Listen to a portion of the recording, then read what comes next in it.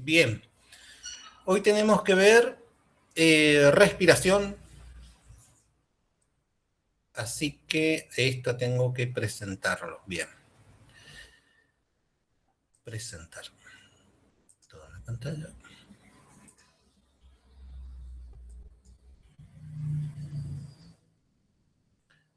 ¿Se escucha bien, no?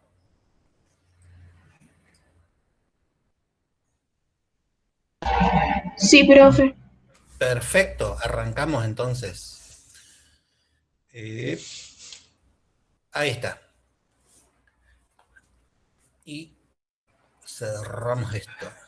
Bien, cuando hablamos de respiración en biología, se hace referencia a dos cosas diferentes.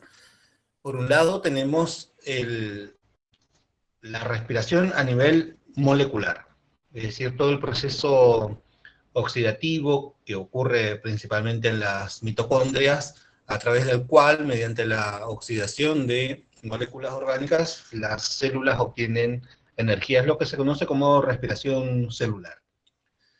El mecanismo mediante el cual las células obtienen energía oxidando moléculas orgánicas de diferentes tipos, y con la participación del oxígeno. Pero también se le da ese término al mecanismo mediante el cual los organismos obtienen ese oxígeno necesario del medio ambiente en el que se encuentran, ¿no?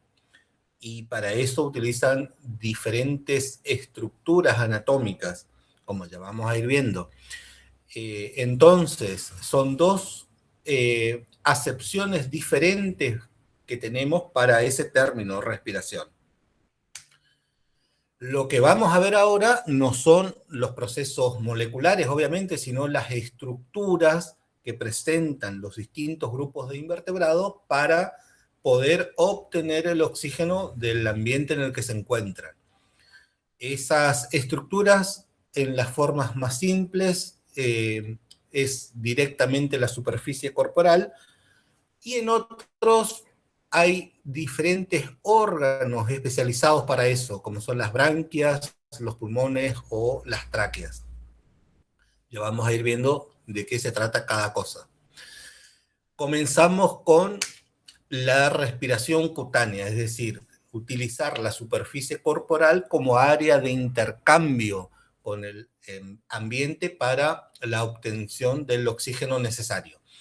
Este proceso se puede dar en aquellos organismos de pequeño tamaño o que tengan un tamaño importante pero carezcan de sistema circulatorio, y en otros donde, aún teniendo sistema circulatorio, no desarrollan órganos respiratorios. Entonces, utilizan la circulación de ese sistema circulatorio directamente en contacto con el tegumento para que allí se produzca el intercambio respiratorio. Siempre para los procesos de respiración es necesario la ventilación del área donde se produce el intercambio gaseoso. En este caso, que va a ser toda la superficie corporal, necesita ser ventilada, es decir, el ambiente alrededor de la superficie corporal necesita ser renovado para que aporte constantemente oxígeno y elimine el dióxido de carbono. En los ambientes acuáticos eso se va a dar gracias a la acción de cilios y flagelos, principalmente cilios y flagelos, en los diferentes grupos taxonómicos. ¿En quiénes encontramos respiración cutánea? En los protistas en general. También en los poríferos. Acá recuerden toda la arquitectura corporal que presentan los poríferos, adaptada para esa circulación del agua que aporta no solo los nutrientes, sino también el oxígeno necesario y al mismo tiempo elimina el dióxido de carbono. En los nidarios, tanto la epidermis, que está directamente en contacto con el agua, como la gastrodermis, por donde circula el agua, por eso es una cavidad gastrovascular, ambas superficies son responsables de realizar el intercambio respiratorio. Y en los platelmintos y blastocelomados también la respiración es de tipo cutánea, dado que carecen de estructuras respiratorias. Si bien en algunos, como en el caso de los priapúlidos, existen los apéndices caudales donde por lo delgado de sus paredes puede producirse intercambio respiratorio, es decir, actuar como áreas o estructuras respiratorias. De hecho, la mayor parte del oxígeno es obtenido a través de la superficie corporal. Inclusive el animal puede sobrevivir tranquilamente si pierde los apéndices caudales. Pero también aparecen en organismos más complejos con sistema circulatorio bien desarrollado, como en el caso de los anélidos. Todos conocemos las lombrices de tierra. En este caso, la respiración es cutánea y el sistema circulatorio desarrolla todo un plexo que se intercala entre las células epidérmicas para estar a la menor distancia posible de la superficie exterior, que es de donde obtiene el oxígeno directamente del aire. En algunos poliquetos, como en el caso de los polinoides, nafroditides también, los llamados gusanos escamosos, si bien muchos poliquetos tienen los parapodios modificados para la respiración o el cirro dorsal modificado en branquias, en este grupo de poliquetos carecen de esas adaptaciones.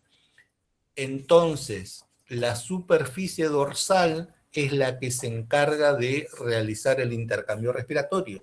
Y los cirros dorsales están modificados en esas escamas o élitros, como se llaman, que cumplen una función de protección de esa superficie dorsal, que es sumamente delgada para favorecer un mejor intercambio respiratorio, y al mismo tiempo, gracias al movimiento de estas escamas o élitros, se produce la ventilación de toda esa superficie, es decir, la circulación del agua sobre la superficie dorsal.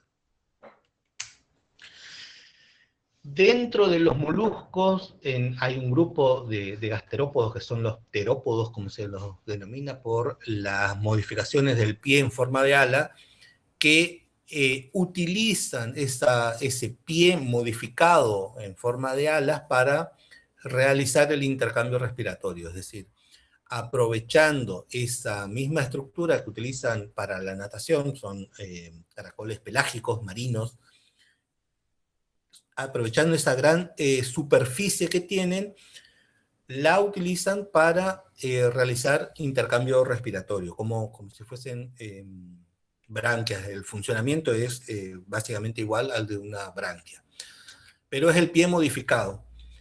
Y en artrópodos tenemos respiración cutánea en todos los artrópodos de pequeños, acuáticos de pequeño tamaño, como los copépodos, los cladóceros, las pulgas de agua, los ostrácodos, muchas larvas de insectos que desarrollan en el agua también tienen respiración cutánea, pero también observamos eso en otros grupos bastante más grandes, en el caso de los cangrejos ermitaños, que si bien tienen la parte anterior del cuerpo bien esclerotizada y calcificada, si observan el pleón van a ver que tienen una cutícula muy delgada que no está calcificada y que es el área donde se produce el intercambio respiratorio. Es decir, si bien la norma dentro de los cangrejos es que desarrollen branquias, en el grupo de los cangrejos ermitaños, la respiración se produce por esa superficie del pleón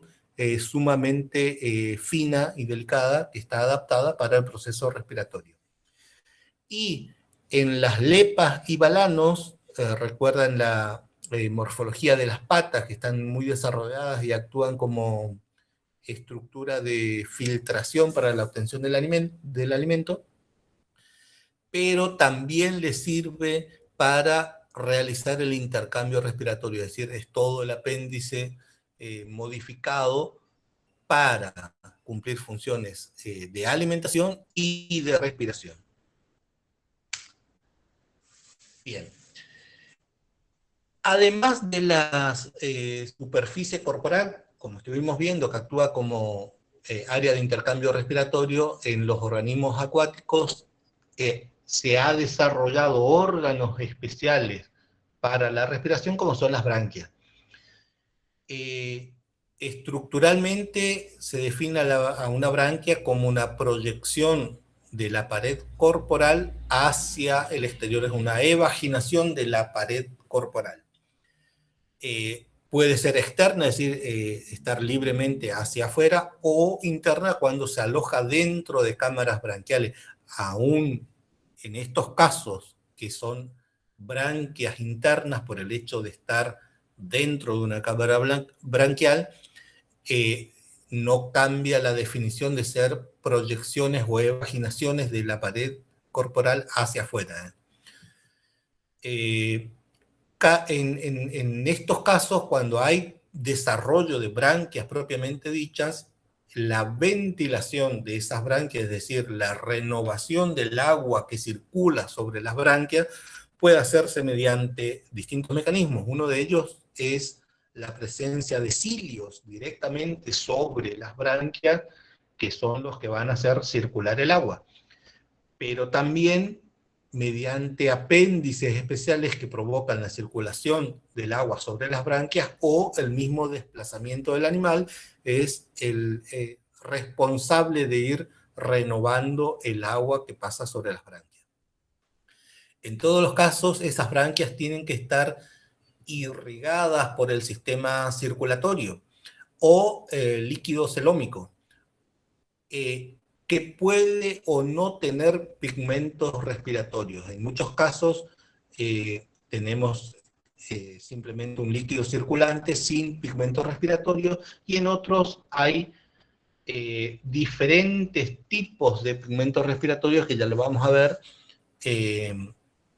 que contribuyen a una mayor eficiencia en el proceso respiratorio, es decir, captar el oxígeno presente en el agua y eliminar el dióxido de carbono.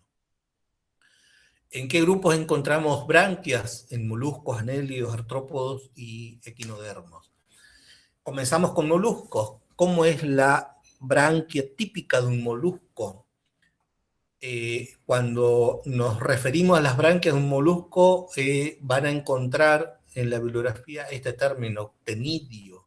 Ctene significa peine y se refiere a la estructura anatómica típica de la branquia de un molusco, con un eje central por donde circulan los vasos aferentes que ingresa la hemolinfa o la sangre hacia la branquia, y vasos eferentes que llevan la sangre oxigenada hacia el resto del cuerpo, y a partir de ese eje central se disponen hacia uno o ambos lados laminillas branquiales, y eso va a dar origen a branquias monopectinadas, si están hacia un solo lado, o bipectinadas, como en este esquema, que están hacia ambos lados. La superficie de esas laminillas branquiales está recubierta de cilios, y son los responsables de hacer circular el agua sobre las branquias.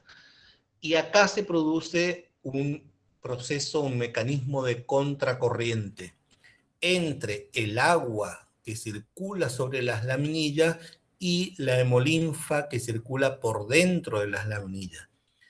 Ese mecanismo de contracorrientes es lo que favorece la mayor obtención del oxígeno disponible en el medio. ¿Por qué?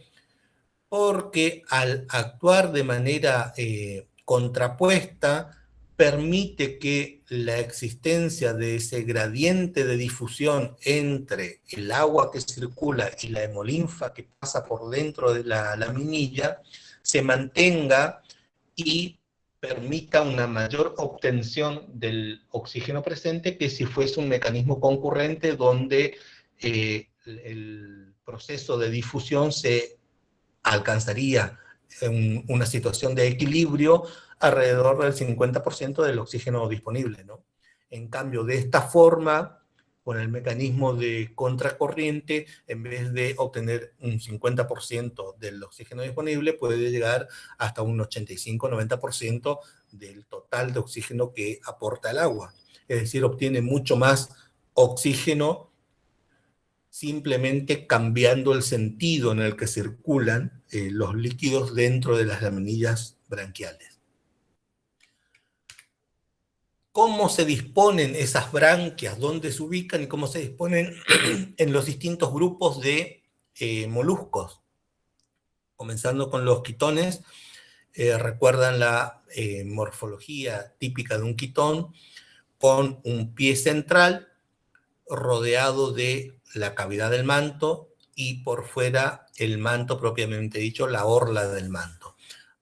Las branquias se ubican a ambos lados del pie, en hileras, en el surco paleal, y el agua ingresa a ese surco paleal por el extremo anterior del cuerpo mediante dos elevaciones, dos repliegues que presenta la orla del manto en esta parte y que actúan como orificios inhalantes. Esto normalmente, recuerde que está en contacto contra el sustrato, entonces estas dos elevaciones delimitan dos aberturas por donde ingresa el agua, circula por los surcos paleales, bañando las branquias, y salen por el extremo posterior a través de un canal u orificio exhalante. En los gasterópodos, las branquias se ubican en la cavidad paleal. Recuerden todo el proceso de torsión que sufren los gasterópodos, que implica la reducción de una de las branquias. Estas branquias pueden ser monopectinadas o bipectinadas según los distintos grupos de caracoles.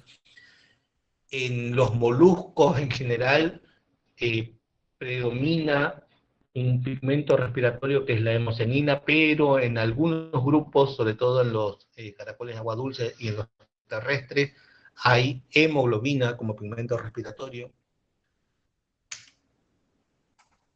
En un grupo particular de gasterópodos que son los nudibranquios, tienen un tipo de branquias modificadas que son llamadas branquias epiteliales. No tienen la branquia típica, es decir, el tenidio que caracteriza al resto de los moluscos. Estas branquias epiteliales son evaginaciones, pero sin esa estructura de eje central y laminillas que es característica del tenidio de un molusco, ¿no? Son más parecidas a las pápulas de los equinodermos, es decir, expansiones, evaginaciones hacia afuera de la epidermis que está en contacto, en este caso, con los senos por donde circula la hemolinfa. ¿Dónde se ubican esas branquias epiteliales?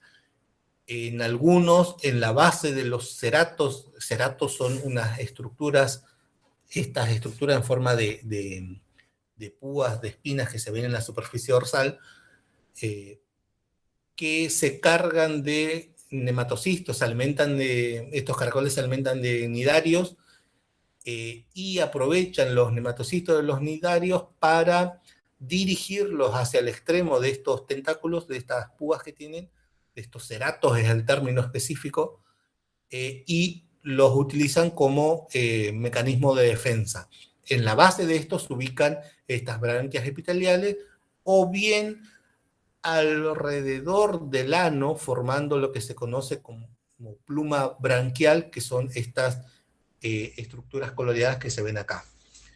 Es decir, son branquias, pero con una estructura totalmente diferente a lo que es el ctenidio típico de los restantes moluscos. En los bivalvos vamos a tener desarrollo de branquias con la estructura típica del ctenidio, pero que pueden modificarse en los distintos grupos de bivalvos, como ya vamos a ir viendo. Lo normal es que se ubiquen a ambos lados del pie. Hay un par de ctenidios más o menos desarrollados en los distintos grupos que se ubican a ambos lados del pie. Y típicamente tienen hemocianina como pigmento respiratorio.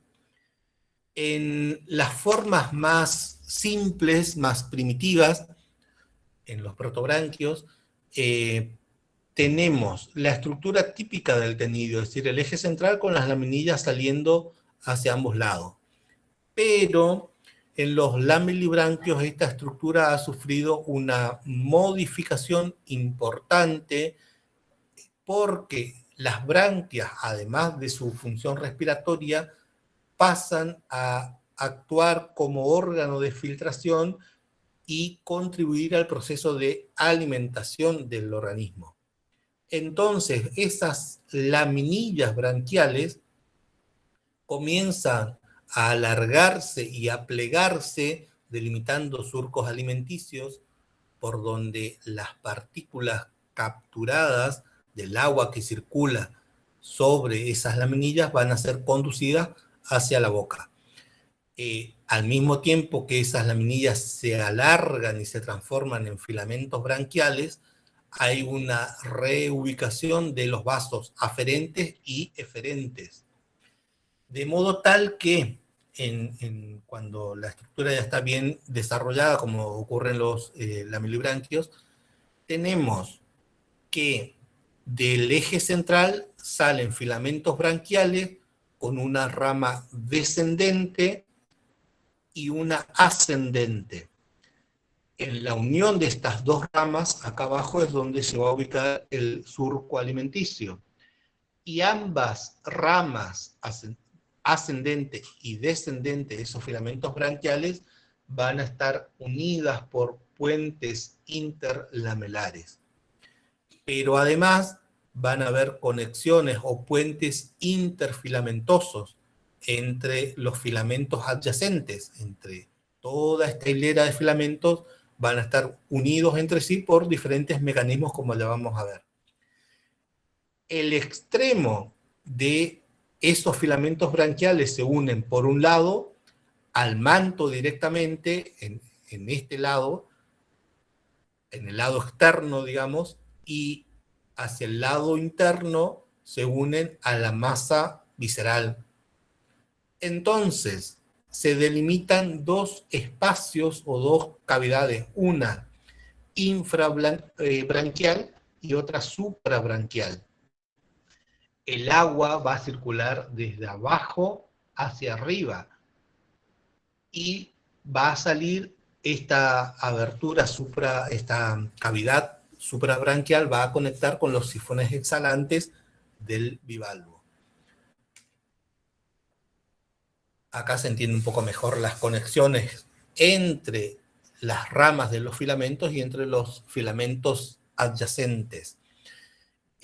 Ahora bien, toda la superficie de estos filamentos está recubierta de cilios, que son los responsables de hacer circular el agua por toda esta estructura. Esos cilios, como además de hacer circular el agua para la respiración, tienen que ocuparse de la alimentación del bivalvo, se disponen de una forma característica, de modo tal que se pueden reconocer tres grupos de cilios. Por un lado, los laterales, que son los responsables de provocar la corriente de agua. Por otro lado, los láteros frontales, que son los encargados de atrapar las partículas alimenticias. Y por otro lado, los cilios frontales, que son los encargados de conducir las partículas atrapadas hacia el surco alimenticio para que sean dirigidos finalmente hacia la boca. Entonces, en cada filamento vamos a tener estos tres grupos de cilios. Ahora bien, la manera en que se unen cada uno de los filamentos branquiales va a dar origen a dos tipos de branquias. Por un lado, las filibranquias, donde la unión se produce mediante cilios modificados, una unión de tipo ciliar que mantiene unido cada uno de esos filamentos branquiales, adyacentes uno al lado del otro, ¿no? Y por otro lado, en los eulamilibranquios tenemos desarrollo de tejido conectivo entre un filamento y otro, de modo tal que se forma una lámina de tejido continuo entre los filamentos, pero como el agua tiene que circular, esa lámina tiene que tener aberturas. Esas aberturas reciben el nombre de ostíolos, y al formar una estructura cerrada, da origen a la formación de tubos de agua por donde circula el agua que ingresa desde abajo a través de esos ostíolos, pasa por esos tubos de agua hacia la cámara suprabranquial y sale por el sifón exhalante. Es decir, es un sistema mucho más eficiente que estos otros. ¿Cuáles son algunos ejemplos de bivalvos filibranquios? Pecten, Arca, Mytilus, estos dos seguro que lo vieron en los prácticos, son bastante conocidos, y de Eulamiliobranquios, Anodontites, Diplodon, Castalia, son los que tienen esas branquias más avanzadas. En los cefalópodos tenemos una organización diferente al resto. En pulpos y calamares vamos a tener un par de branquias, pero en Nautilus hay dos pares, hay un total de 4 branquias. En todos tenemos hemocianina como pigmento respiratorio, pero recuerdan cómo funciona la cavidad del manto en los cefalópodos, es decir, el agua sale, ingresa y sale a través de la abertura del manto, mediante la acción de los músculos circulares y radiales del manto, ¿no? Entonces, debido a esa dirección cambiante de entrar y salir el agua por la misma abertura, no es posible desarrollar un mecanismo de contracorriente, porque si no los cilios tendrían que estar batiendo en dos sentidos diferentes a la vez. No hay mecanismo de contracorriente acá, de hecho tampoco las branquias están recubiertas de cilios. La propia presión que se genera dentro de la cámara branquial, sumada a la presión de la circulación cerrada que tienen con el desarrollo de corazones accesorios en la base de las branquias, hace que se genere una presión suficiente como para obtener un intercambio gaseoso que es bastante más elevado que en el resto de los moluscos, sin necesidad de recurrir al mecanismo de contracorriente. En algunos pulpos, sobre todo en los pulpos pelágicos, donde hay un gran desarrollo de membranas interbraquiales, las branquias están reducidas y las membranas interbraquiales son las que actúan como áreas de intercambio, es decir, hay un predominio de respiración cutánea. En los anélidos, las branquias pueden estar o no asociadas a los parapodios. ¿Recuerdan los parapodios de Unicide, donde el cirro dorsal es el que se modifica en branquia? En otros, como en la familia Cilidae, ambos lóbulos son, tanto en notopodio como en neuropodio, son los que se modifican directamente en branquias, pero en algunos tubícolas las branquias no están asociadas a los parapodios. En el caso de Terebelide tenemos un manojo de branquias que se ubica alrededor del peristomio, en la abertura del tubo, en la base de los tentáculos alimenticios que presentan.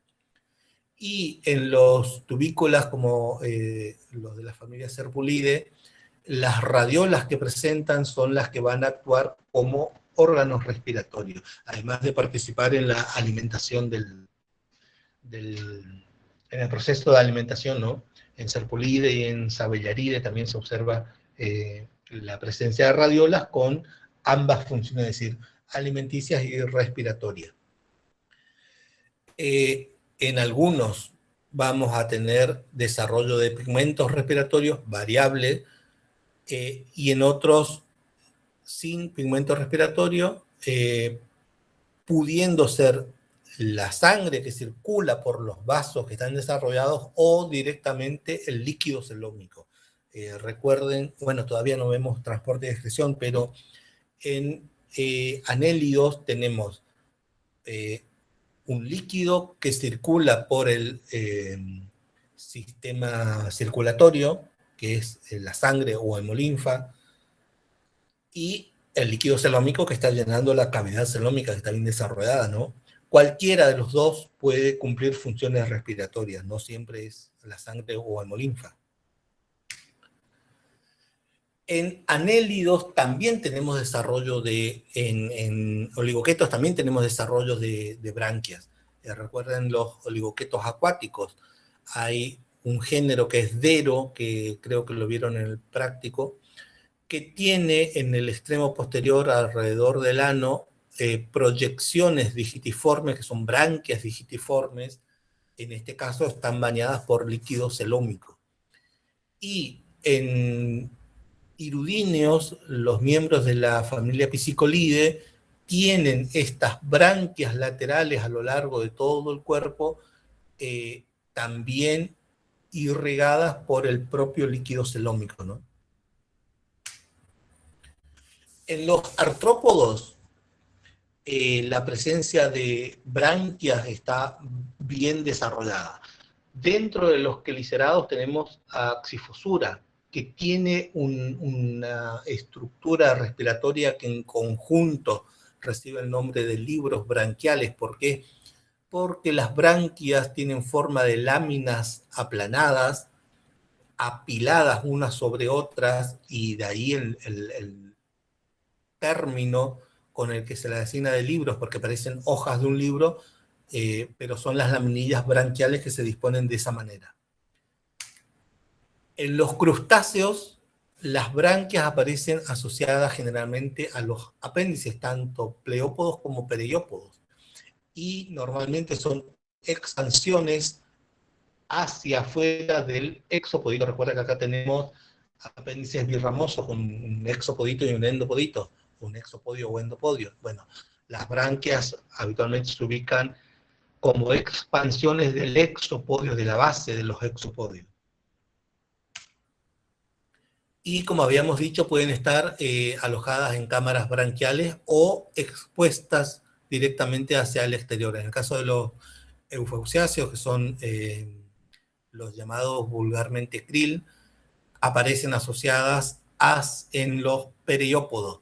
Y en los camarones y langostinos también están asociadas a los periópodos, pero alojadas en el interior de una cámara branquial.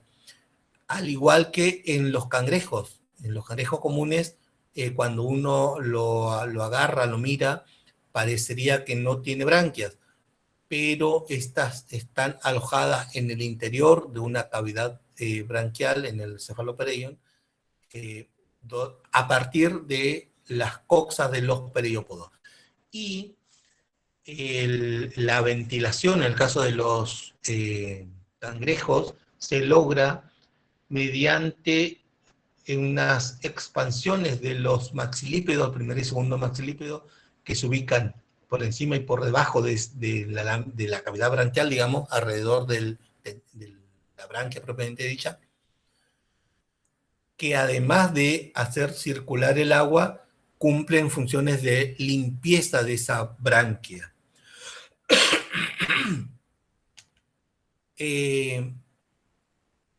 Las branquias de los artrópodos, en cuanto a su organización, es similar a la de los moluscos, es decir, un eje central donde se ubican los vasos aferente y eferente, con láminas que salen hacia uno o ambos lados. Pero acá hay variaciones en esas láminas. En algunos se mantienen como láminas y reciben el nombre de filobranquias. En otros, en vez de láminas, tienen estructuras alargadas como si fuesen pelos, por eso el nombre de tricobranquias, y dendrobranquias cuando se observa una estructura así muy ramificada, como en este caso. Entonces, filobranquias, tricobranquias y dendrobranquias son los tres tipos de branquias que encontramos en los crustáceos.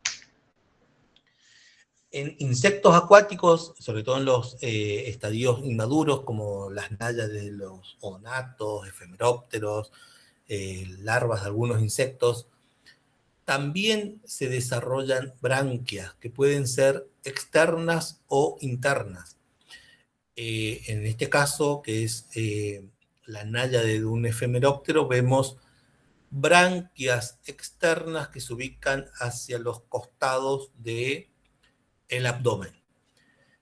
Pero en las náyades de los odonatos, de los caballitos del diablo, como se los llama vulgarmente, tenemos branquias internas, acá sí tenemos branquias internas, que se forman en las paredes del recto.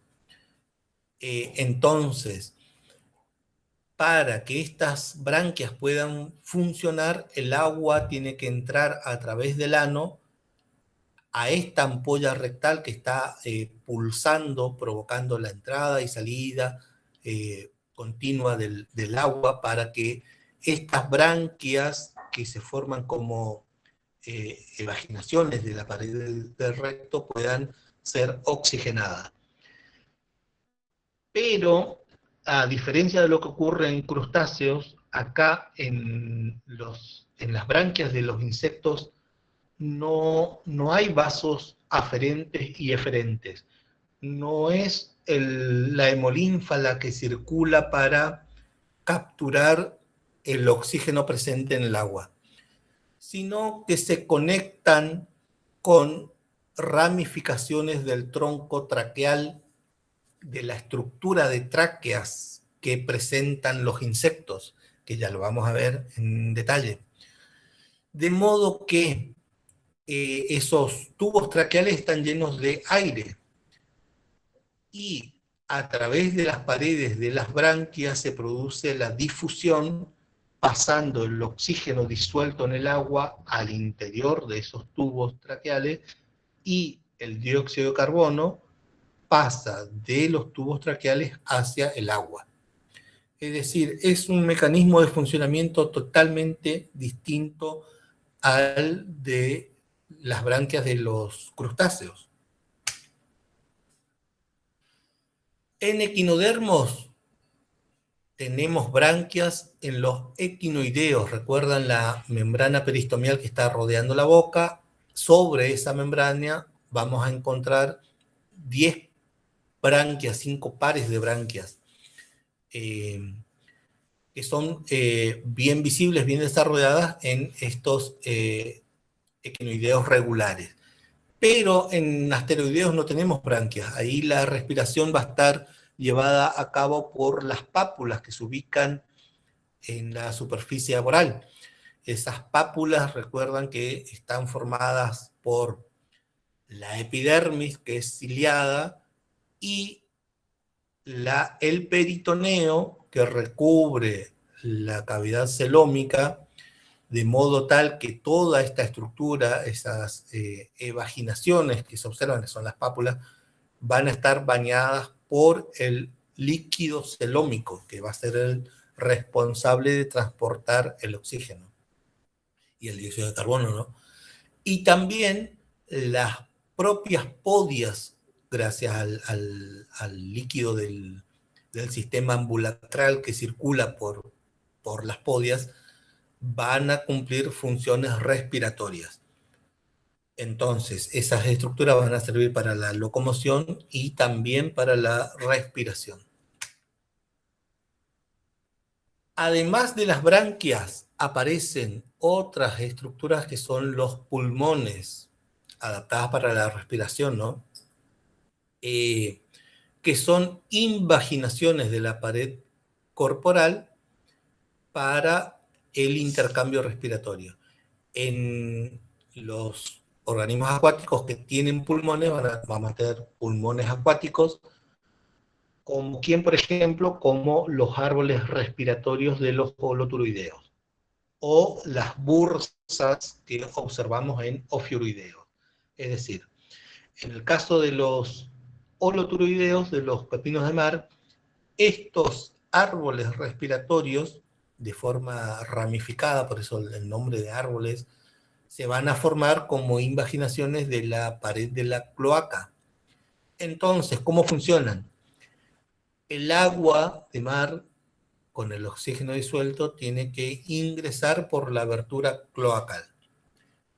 Las paredes de esta cloaca están conectadas a músculos que son los encargados de producir el bombeo. Entonces, esos músculos se contraen, se dilata la cloaca, se abre la abertura cloacal, ingresa el agua. Luego se cierra la abertura cloacal, se comprime esa cloaca de modo tal que el agua ingrese al interior de estos árboles branquiales. Eso se produce 5 o 6 veces más o menos para que todo el árbol pueda llenarse de agua. Y una vez que se llena, entonces se comprime todo el cuerpo, la propia musculatura corporal es la que actúa, provocando una contracción del cuerpo para expulsar el agua contenida en estos árboles respiratorios de una sola vez hacia afuera. Es decir, se necesitan entre 5 y 6 bombeos de agua para llenar estos árboles y se vacía de una sola vez. En el caso de las bursas de los ofiuroideos, recuerdan que estas bursas comunican con el exterior mediante las hendiduras branquiales que se ubican en la base de cada uno de los brazos. Y es el propio movimiento del cuerpo, del disco, los que van a provocar la salida y entrada del agua, o también, mientras está en reposo, la superficie interna de esta bursa que es ciliada, la que va a provocar esta circulación del agua. También tenemos pulmones en algunos moluscos, en los caracoles terrestres. Hay todo un grupo taxonómico que se denomina pulmonata o pulmonados, que se caracterizan precisamente por tener pulmones. ¿Qué son los pulmones de los gasterópodos? Es la misma cavidad paleal que está modificada para actuar como pulmón. Hay todo un desarrollo de un plexo circulatorio rodeando esa cavidad paleal, y habitualmente en los pulmonados tenemos presencia de hemoglobina como pigmento respiratorio por su mayor eficiencia en el intercambio respiratorio que la hemocianina, como ocurre en el resto de los moluscos.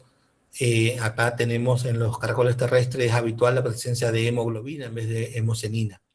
Pero además del desarrollo de ese plexo circulatorio rodeando la cavidad del manto, lo que se observa es un cierre de la abertura de la cavidad hasta delimitar una pequeña abertura que recibe el nombre de neumostoma.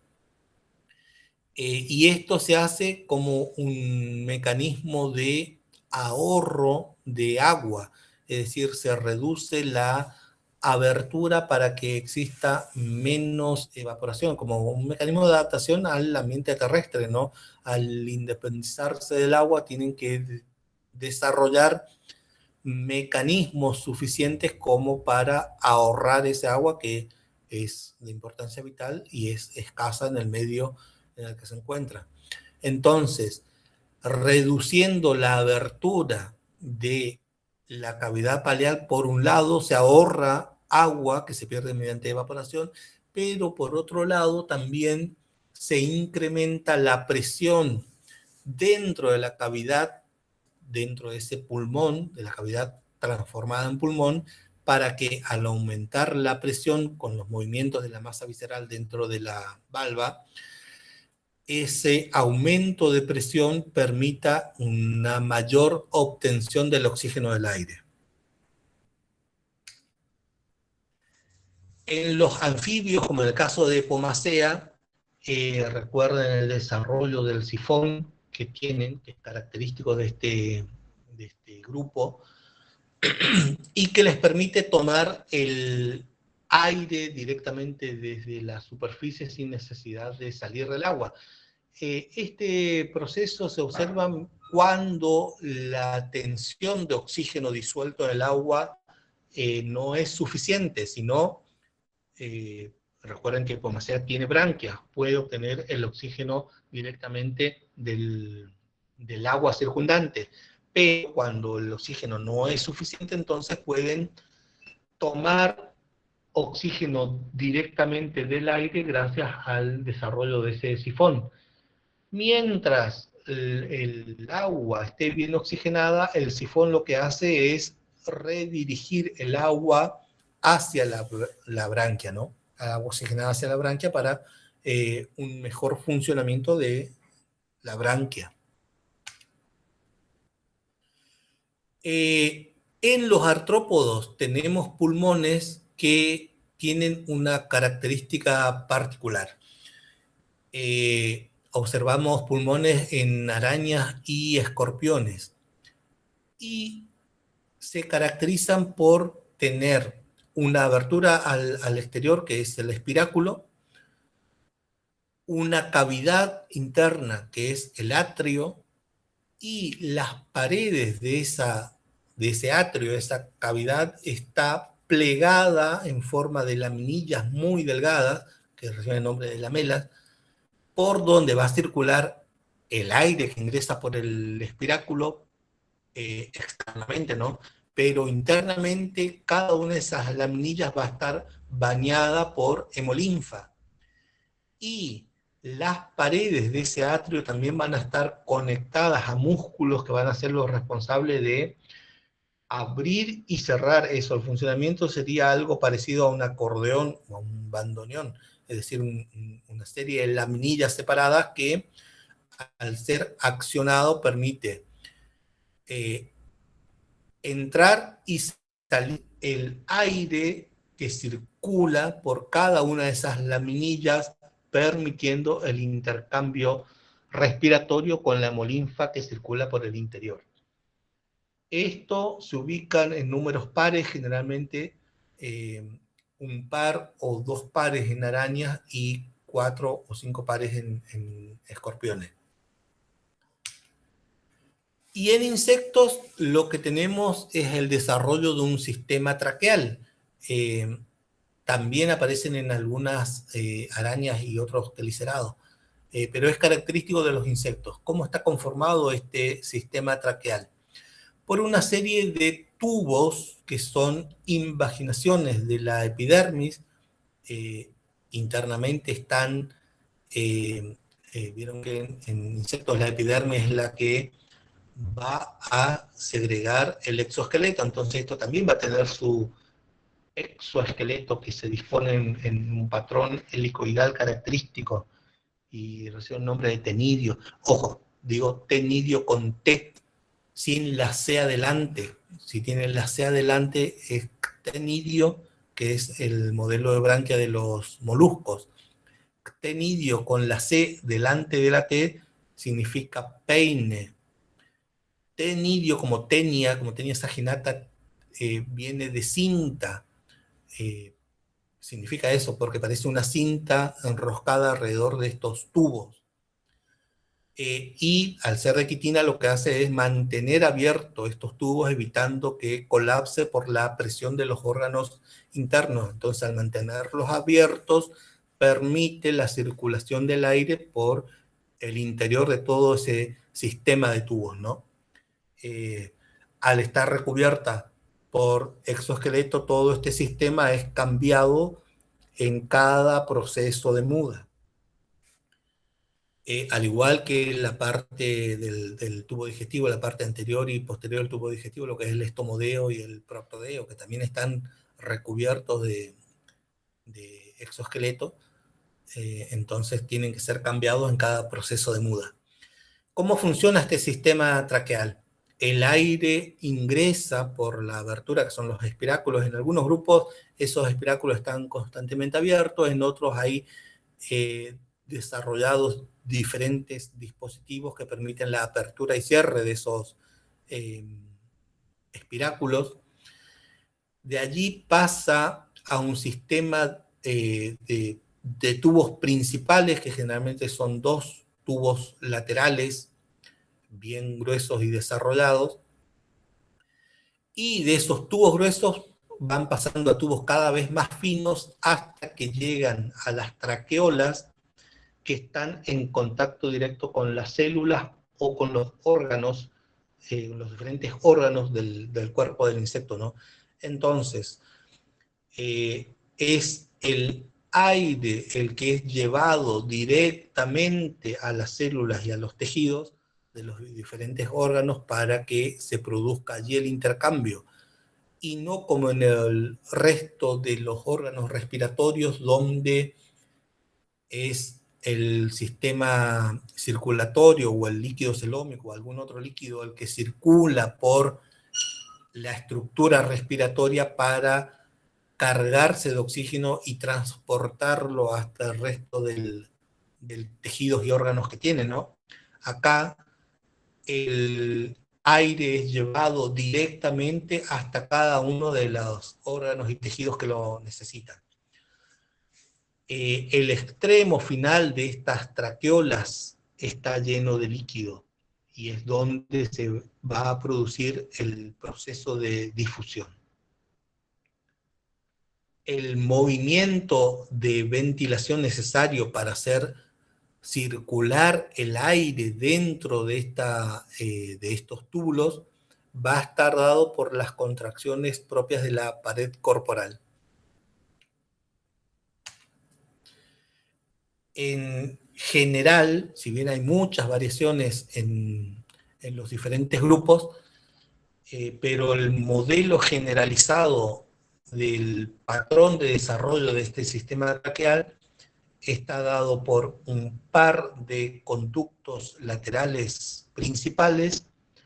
De cada uno de esos troncos principales salen 3 ramas primarias, una dirigida hacia arriba, que va a llevar el aire hacia el vaso dorsal, otro tronco dirigido hacia la parte media, que va a oxigenar toda la masa visceral, todo el sistema digestivo, y otro tronco, otra rama que va a dirigirse hacia la superficie ventral para llevar oxígeno hacia la cadena ganglionar ventral. En los insectos muy activos, que son muy voladores, hay desarrollados sacos aéreos, que son vesículas dilatadas para almacenar un mayor volumen de aire, de modo tal que la cantidad total de aire que circula por ese sistema traqueal se va a ver incrementada gracias a estos sacos aéreos bien desarrollados en los insectos voladores. Cuanto más activo sea el insecto, mayor va a ser el tamaño de estos sacos aéreos. Y en los insectos que son acuáticos,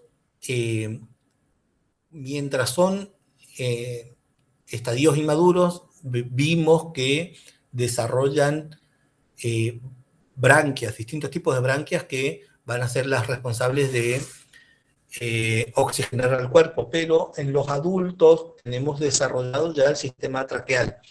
Entonces, lo que hay como adaptación a esa vida acuática es la capacidad de retener burbujas de aire en diferentes zonas del cuerpo, en los distintos grupos de insectos, para que puedan disponer de suficiente oxígeno mientras se zambullen en el agua, ¿no?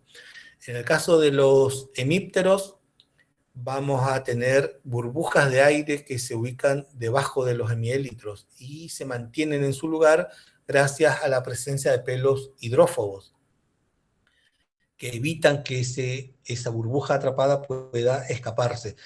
En la superficie, en contacto con esa burbuja, se van a abrir los espiráculos, de modo que pueda seguir respirando debajo del agua. Lo mismo ocurre con los coleópteros acuáticos. Debajo de los élitros capturan una burbuja que se mantiene ahí debajo de los élitros y permite la respiración mientras bucean. O en el caso de las larvas de culícidos o algunos hemípteros como Ranatra o Velostoma, desarrollan sifones que son prolongaciones que permiten tomar el aire directamente de la superficie. En el extremo de estos sifones se va a abrir el espiráculo que conecta al tronco traqueal principal para llevar el oxígeno al resto del cuerpo. No es lo mismo acá. En el extremo de este sifón va a conectar con los troncos traqueales. Acá en Velostoma tenemos un sifón un poco menos desarrollado que en Ranatra, pero que es bien visible y funcional.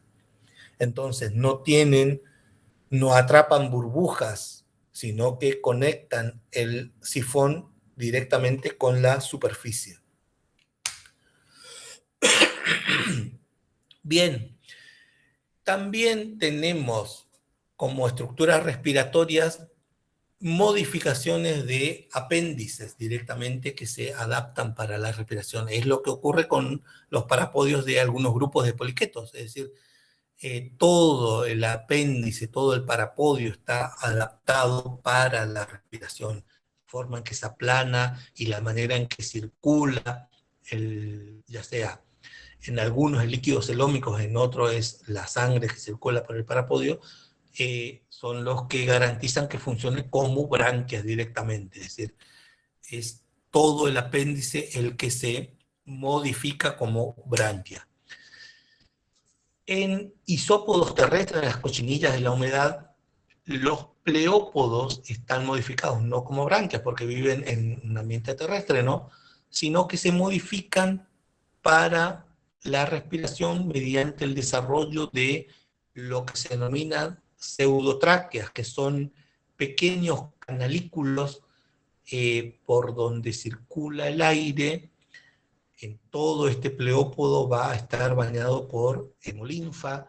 Entonces, estos canalículos que reciben el nombre de pseudotráqueas, porque no son tráqueas propiamente dichas, como en el caso de los insectos, va a permitir el ingreso del aire y van a actuar como órganos respiratorios. Es decir, todo el pleópodo modificado es el que se va a comportar como estructura respiratoria.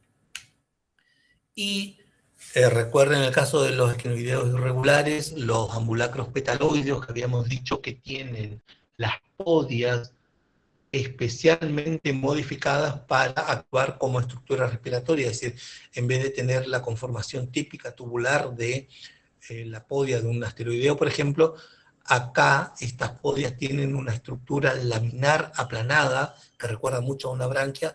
¿Por qué? Porque cumplen esa función. Su principal función es respiratoria.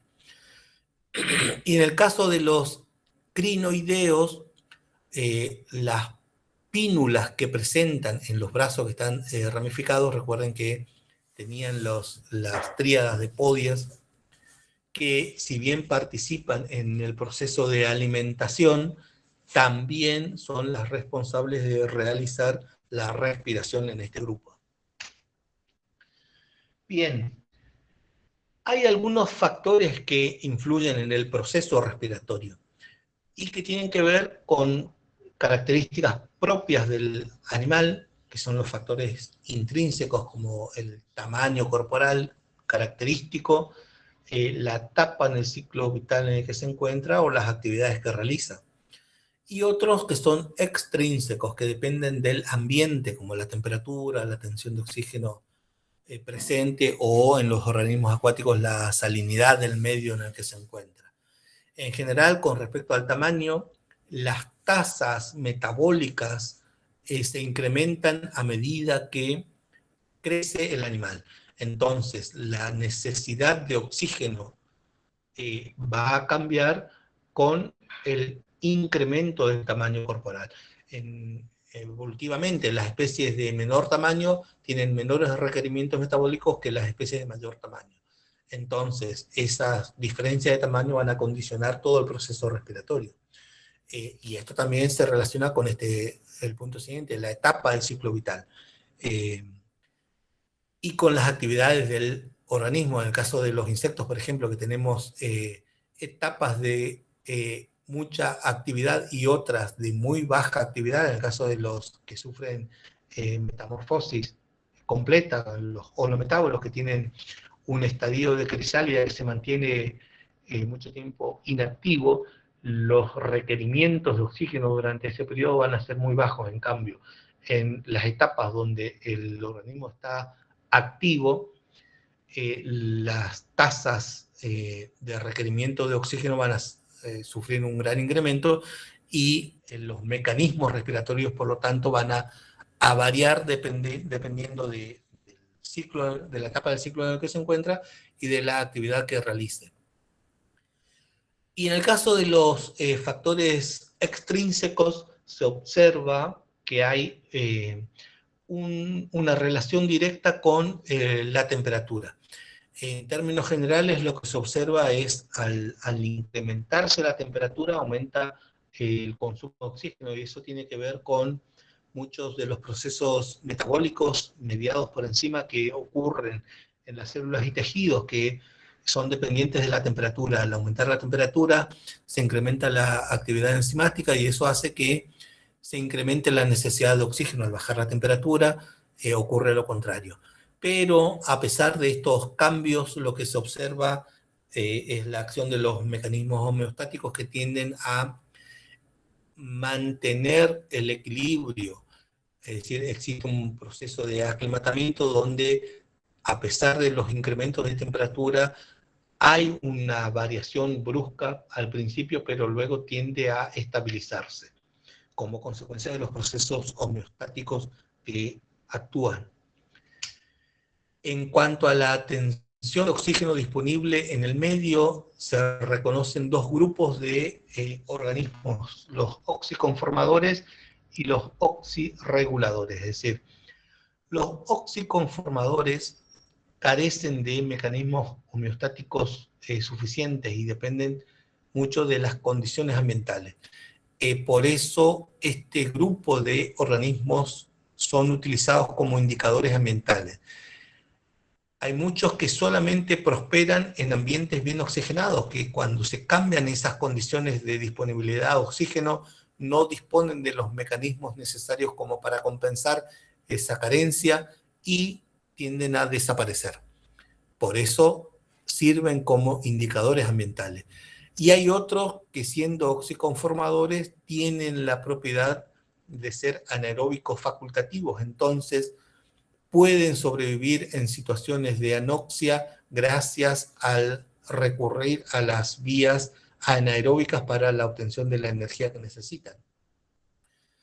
En cambio, los oxirreguladores disponen de diferentes tipos de mecanismos para mantener constante el suministro de oxígeno a pesar de las variaciones ambientales que pueda haber.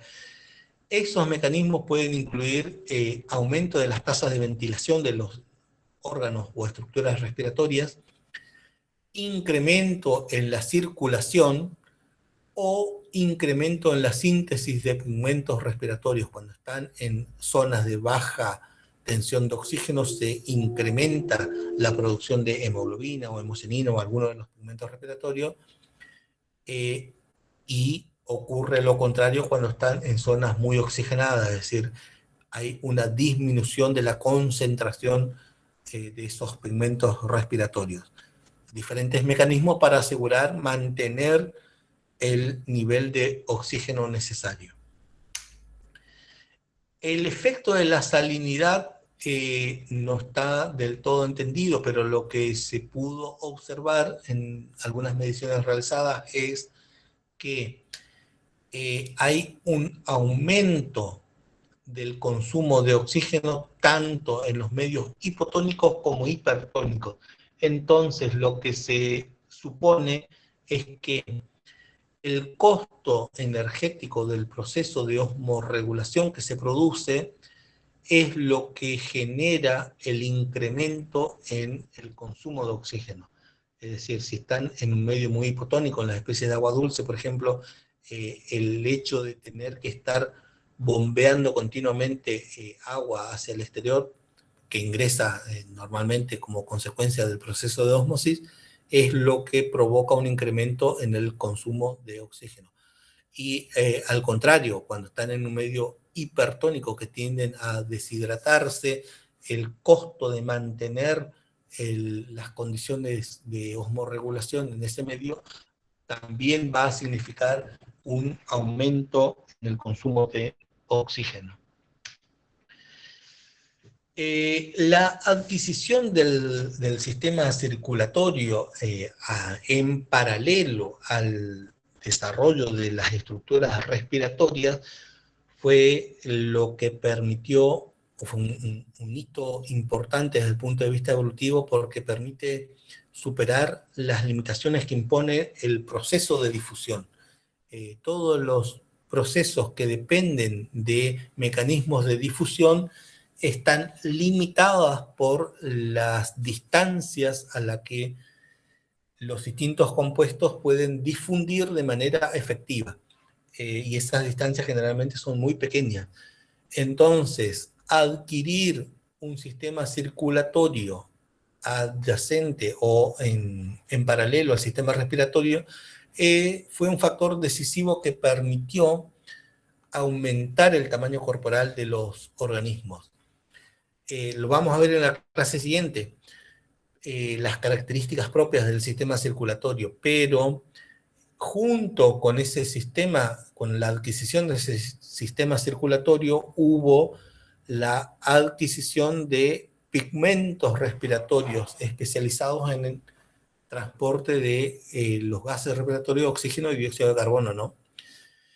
En invertebrados podemos encontrar hemocianina, clorocruorina, hemoglobina y hemeritrina como pigmentos respiratorios. Son pigmentos específicos para la respiración. El color de cada uno de estos pigmentos obviamente varía según esté en estado oxigenado o desoxigenado, ¿no? Y dónde se ubican también es variable. En algunos esas proteínas, porque son todas proteínas transportadoras de oxígeno, pueden encontrarse en solución, circulando como proteínas libres en la sangre o hemolinfa o líquido celómico, o bien asociadas a células, como en el caso de la hemoglobina, que puede estar en las dos formas, en células, en eritrocitos, células especializadas para el transporte de hemoglobina y de oxígeno, o disuelta en solución. Y en el caso de la hemeritrina, solamente es una proteína muy grande y se la encuentra solamente dentro de células, asociadas a células. Es decir, no es capaz de circular en solución como el resto de los pigmentos. Y las propiedades de cada uno de estos pigmentos va a variar según las tensiones de oxígeno. En el caso de hemoglobina y hemocianina son pigmentos que funcionan bien tanto en tensiones altas como bajas de oxígeno. En cambio, la clorocruorina y hemeritrina son pigmentos que funcionan mejor con tensiones bajas de oxígeno. En condiciones de alta disponibilidad de oxígeno ocurre un proceso de saturación donde prácticamente se inactivan y dejan de funcionar. En cambio, en estos otros dos, la hemoglobina y la hemocianina, son capaces de provocar un transporte eficiente en las dos situaciones de alta y baja tensión de oxígeno. Vamos a ver después en los diferentes grupos en los que se encuentran. Bien, hasta ahí la clase de hoy. ¿Consultas, dudas, preguntas?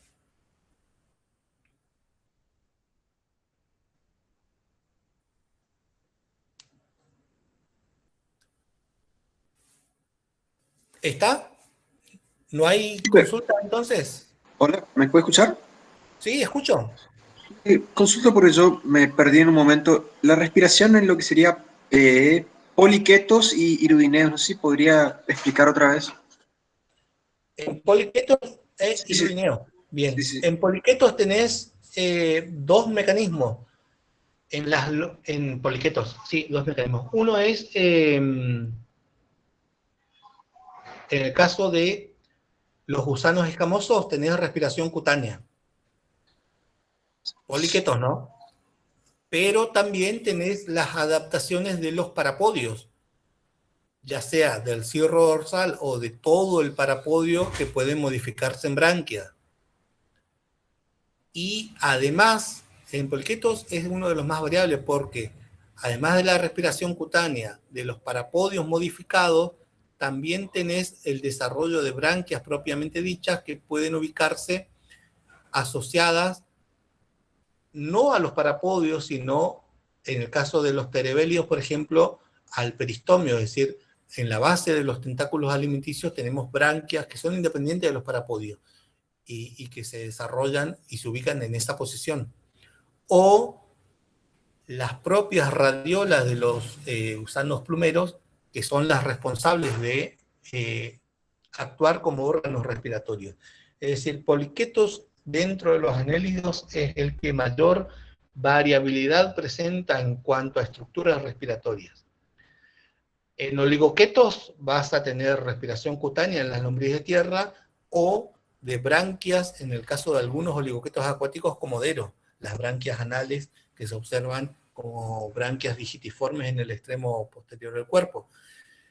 Y en irudineos lo normal es la respiración cutánea, en el Obdela, por ejemplo, que no tiene ninguna estructura respiratoria, pero en la familia Piscicolidea sí tenés el desarrollo de branquias bien desarrolladas a, a ambos costados del cuerpo, digamos, que son bien visibles y notorias. ¿Se entiende? Sí, sí, profe. Ay, no, ahí está, listo, gracias. Bien. ¿Otra consulta?